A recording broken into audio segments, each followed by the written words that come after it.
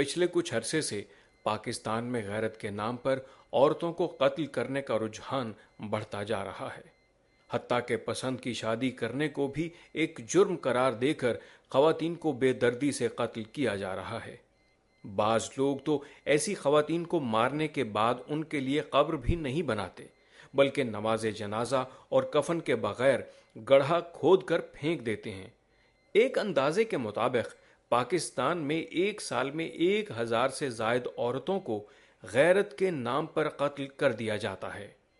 हालांकि दीन ने बदकार औरतों और मर्दों के लिए सजा के अलावा गवाहों की तादाद भी मुतय्यन कर दी है और किसी पर बदकारी का झूठा इल्जाम लगाने वाले के बारे में फरमाया, और जो लोग पाक दामन औरतों पर तोहमत लगाएं फिर 4 गवाह ना लाएं तो उनको 80 कोड़े मारो। सोचने की बात यह है कि अहले इस्लाम के अंदर औरतों के बारे में इस नौयत के रवैयों के डांडे उन हिंदुओं के साथ तो नहीं मिलते जो किसी जमाने में शौहर के मरने पर बेवा को जिंदा जला दिया करते थे और जंग में शिकस्त के मौके पर अपनी औरतों को खुद कत्ल करके उसे अपनी बहादुरी का कारनामा समझते, और लोग भी ऐसे मर्दों की तारीफ किया करते थे। क्या मर्द अपनी मर्दानगी औरत पर जुल्म करके ही साबित करना चाहता है? क्या इसकी तमाम तर गैरत औरत के अंदर ही मौजूद है?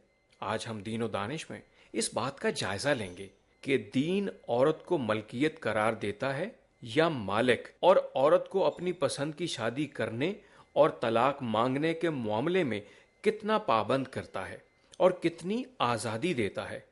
मजीद ये कि तारीखी, समाजी और कानूनी पहलू से इस मसले के असबाब और हल क्या हैं। बिस्मिल्लाहिर्रहमानिर्रहीम। अल्लाह के नाम से जो सरअसर रहमत है, जिसकी शफ़क़त अबदी है। ख़ातिन हज़रात, ये प्रोग्राम है दीन व दानिश, और आज एक और सुलगते हुए मौजू पर आप लोगों के साथ हम ये प्रोग्राम कर रहे हैं। आपने पैकेज मुलाहज़ा फरमाया गैरत का कत्ल और उससे रिलेटेड मसाइल, ये कैसे पैदा होता है सोसाइटी में, क्या पाकिस्तान में इसकी संगीनी इतनी है कि हम इसको चेकअप कर रहे हैं, और इसके पैदा होने के क्या असबाब हैं, इसको हम किस तरह ठीक कर सकते हैं, और मुख्तलिफ़ मसाइल इससे रिलेटेड जो दीनी पहलू से हैं, जो समाजी पहलू से हैं और कानूनी पहलू से हैं। हमने उसी के लिहाज से आज के मेहमानों का इंतखाब किया है। मैं आपका तारुफ उनसे कराता हूँ। हमारे साथ कराची स्टूडियो से प्रोग्राम में शरीक हैं मौलाना मोहम्मद सैल्फी साहब, जो एक जय्यद आलिम दीन हैं और वो दीनी नुक्ता नज़र हमारे लिए वाज़ेह करेंगे। मौलाना साहब, आपको खुशामदीद कहता हूँ। बहुत बहुत शुक्रिया। और मेरे दाएं जानिब तशरीफ़ फरमाए प्रोफेसर मोहम्मद हफीज़ साहब, जो शोबा समाजिया जामिया पंजाब के सरबराह हैं। हमारे प्रोग्राम में इससे पहले भी तशरीफ़ लाते रहते हैं। और मेरे बाएं जानिब तशरीफ़ फरमा हैं जस्टिस नासरा इकबाल साहिबा। वो कानूनी पहलू से आप जानते हैं कि वो आरा देंगी, जिससे सोसाइटी के अंदर बहुत सारी, इससे पहले भी मसाइल पर आपने उनकी गुफ्तगू सुनी होगी। तो उम्मीद है आज भी इंशाअल्लाह इन मेहमानों की गुफ्तगू से हम कुछ न कुछ इस मसले पर कुछ समझेंगे, कुछ तजावीज़ देंगे, और हमारा हदफ ये होना चाहिए कि सोसाइटी में हम कोई फ़िक्री तब्दीली ला सकें। डॉक्टर साहब, आप कैसे इस मसले को देखते हैं? देखिए, ये मसला या गैरत का कत्ल, ये अरसे से, सदियों से शायद हम बहुत सारे मुआशरों में मौजूद है। अफ्रीका में, साउथ अमेरिका में, एशिया में, बहुत सारी जगहों पर मौजूद है। लेकिन आजकल ये ज़्यादा अहम बनता जा रहा है। इसके अहम बनने की वजह 2 हैं मेन। एक तो इसका मिसयूज़, एब्यूज़, डिसक्रेडिटेड सिस्टम, और इस एब्यूज़ की वजह से इसकी खराबी की नहीं हमेशा से रहा है। लेकिन इसका जो आज मसला बड़ा बन रहा है उसकी वजह बता रहा हूँ। मैं ये नहीं कह रहा कि ये ठीक है। फिर इसकी आज के मीडिया के फ्रेम में इसका बार बार इसका जिक्र होना, ये 2 वजूहात हैं। एक डिसक्रेडिटेड सिस्टम, जिसके अंदर इसका दूसरी सियासी वजूहात, मुआशी वजूहात, इसकी वजह से इस्तेमाल इसका, यानी ये तो पैदा होने का सबब है। हाँ, नहीं, ये इसके बढ़ने का और जारी रहने का सबब है। लेकिन मैं इसके पीछे एक बात कहना चाह रहा हूँ, जो है एकेडमिक कॉन्सेप्ट है, हाई साउंडिंग कॉन्सेप्ट है, जिसको हम कहते हैं एथनो मेथड्स। एथनो का मतलब होता है लोग, मेथड का मतलब होता है तरीका। کہ لوگ اپنے سسٹم کو چلانے کے لیے نئے نئے طریقے ایجاد کرتے ہیں. جب کبھی یہ غیرت کا قتل جس کو آج ہم کہہ رہے ہیں، یہ ایک اس زمانے میں انصاف پیدا کرنے کا ایک ذریعہ تھا، کیونکہ اس کی وجہ سے وہ اپنے سسٹم کو چلاتے تھے. اس سسٹم کو چلاتے چلاتے اس سسٹم میں ابیوز آ گیا.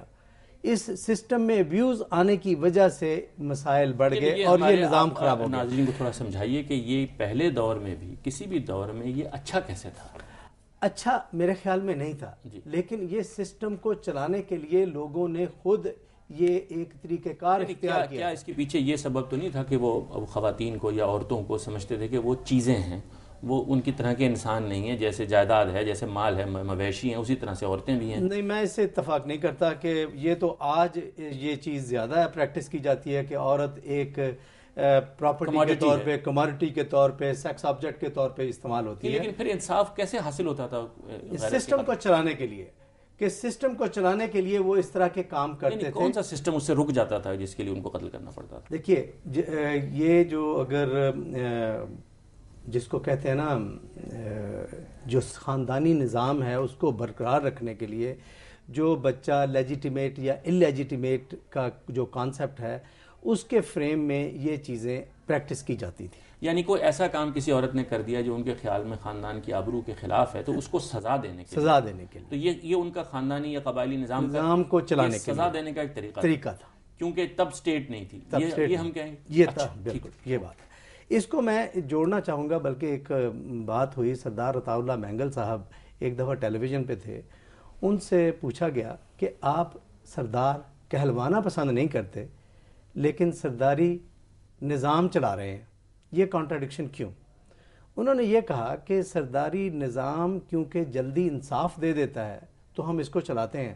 جو آج کا ماڈرن نظام ہے وہ 2 4 سال 10 سال بلکہ عمریں گزر جاتی ہیں تو وہ انصاف نہیں دیتا. اس کی وجہ سے ہم اسی نظام کو چلا رہے ہیں جو جلدی انصاف تو دے دیتا ہے. تو یہ جو چیز ہے جس کا ہم آج ذکر کر رہے ہیں غیرت کا قتل، یہ بھی اس کی پریکٹس ہونے کی ایک وجہ یہ ہے. اس جدید دور میں بھی ہمارے ہاں وہ پاکٹس ہیں جہاں پر وہ نظام کی کوئی خوبیاں نہیں ہیں جس کی وجہ سے لوگ ریزورٹ کرتے ہیں اسی طریقے پر جو پریمیٹیو طریقہ ہے.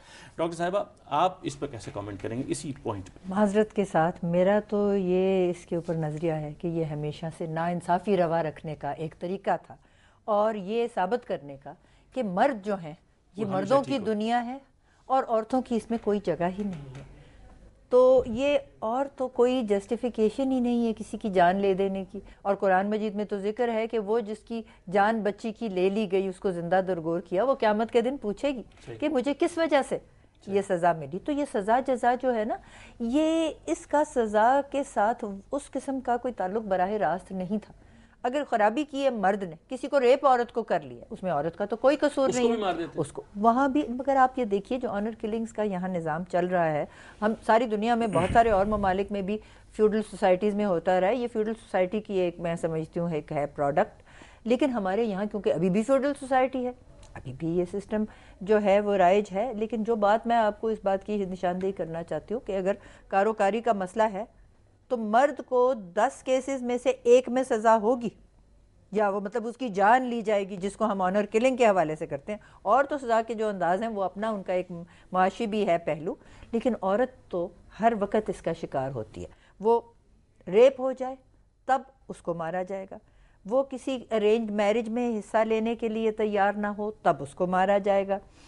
کسی ہمسائے سے یا کسی رقیب سے بدلہ لینا ہے، اپنی بیٹی کو گھر میں مار کے اس کو جا کے وہاں مار کے اس کے ساتھ اس کی لاش رکھ دیں گے، یہ اس کو مارنے کی وجہ ہو سکتی ہے. اندھی بچی کو ایک سمجھ کے کہ جی یہ ہمارے پر لائبلٹی ہے، اس کو انوالو کر لینا کاروباری میں اور استعمال ہو جاتی ہے. تو جیسے آپ نے الفاظ استعمال کیے تھے کہ عورتوں کو ایک انسانیت کی کیفیت سے نکال کے ایک چیزوں کی چیٹل کے قدر کیا کہ جس طرح اور چیزوں کے آپ کاروبار کرتے ہیں ان کو بھی کاروبار میں شامل کر لیں. اور یہ جو ہمارے روایتی جرگے اور پنچایت تھے اور جو اب بھی ہیں، آپ دیکھیں 5 دن پہلے ایک عورت کو اس نے شادی کر لی ہوئی تھی، کوئی ناجائز بات نہیں کی تھی، لیکن والدین کی مرضی کے خلاف پنچایت نے فیصلہ کیا کہ اس کو بجلی کے شوق لگا کے جھٹکے لگا کے، یہ 5 دن پچھلے ہفتے کا واقعہ، اور یہ واقعہ آج ہوا ہے اس پنجاب میں. آپ سوچیں کہ ہم کس قسم کے یہاں معاشرے کو ڈاکٹر صاحب مجھے اجازت دیجیے گا، میں مولانا سلفی سے تھوڑی معذرت چاہتا ہوں. مولانا صاحب میں ایک بریک پہ جا رہا ہوں، بریک کے بعد میں وہیں سے واپس آ کے نا آپ سے بات کروں گا اور جاننا چاہوں گا کہ اسلام اس موضوع کے بارے میں کیا کہتا ہے. خواتین و حضرات ہمارے ساتھ رہے گا.